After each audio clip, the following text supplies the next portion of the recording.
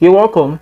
In this video, I'll be teaching the safety precautions and during production of liquid soap, the qualities expected of a good liquid soap, and the quantities of chemicals to be used during preparation of liquid soap, a case study of 20 liters. Now let's go to the precautions. Now, when preparing liquid soap, the first precaution here I have here is to use a rubber glove. If you had watched the previous video, I listed gloves as one of the materials used in preparing liquid soap. Now, the reason is because it helps you to avoid these chemicals from getting in contact with the skin. For examples are caustic soda and potash. Those chemicals are very concentrated and can cause skin burn when it comes in contact with your skin. The next is never taste any chemical with your tongue during use. The chemicals in the production of this soap is not to be used with any internal body system, so never taste it. Now, the third is carry out all production in a well-ventilated environment. When producing liquid soap, the environment to produce it should always have enough light so that you can always see what you're doing. The fourth is, in case of any splash to the face or delicate part of the body, wash it very well with plenty of water. Now, that is to say, if any of the chemicals comes in contact with your skin by mistake or splash it any other part of the body apart from your eyes, you can always wash with plenty quantity of water to avoid further complications. Number 5, keep all chemicals out of the reach of children.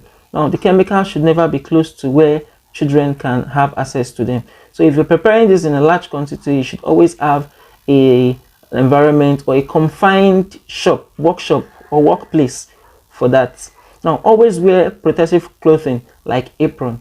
And during production, especially when you're doing it in large quantity, you can wear an apron or a coat, a safety coat, to avoid these chemicals in coming in contact with your body. The next is, which is most importantly, never play with the chemicals.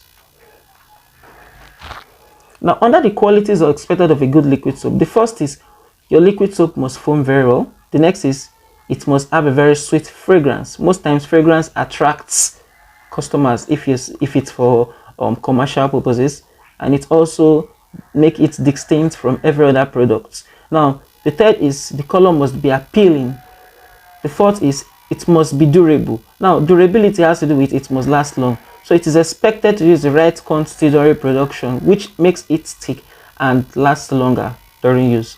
And the fifth here is must not cause any form of irritation with the skin. If this liquid soap is properly prepared, as I'm going to teach in this course, it would not have any form of irritation with the skin when it is being used. Now, I'll be teaching the quantities of chemical to be used, a case study of 20 liters here. Now, the first we have Natrosol. Now, when preparing 20 liters of Natrosol, 1/8 kilogram or 125 grams of this powdered should be used. Then for caustic soda, 1/16 kilogram or 62.5 grams should be used. Then SLS, 1/8 kilograms or 125 grams should be used. STTP, 1/8 kilograms or 125 grams should be used. For sulfonic acid, 1.5 liters should be used. Texapon, 1/8 kilogram, which is equal to 125 grams, should be used. Booster should be 1/6 liters. Preservative should be 10 centiliters.